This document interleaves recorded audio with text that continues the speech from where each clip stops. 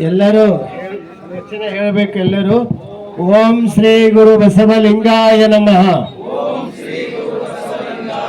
ಭಕ್ತಿ ಎಂಬ ಪೃಥ್ವಿಯ ಮೇಲೆ ಗುರು ಎಂಬ ಬೀಜವಂಕುರಿಸಿ ಲಿಂಗವೆಂಬ ಎಲೆಯಾಯಿತು.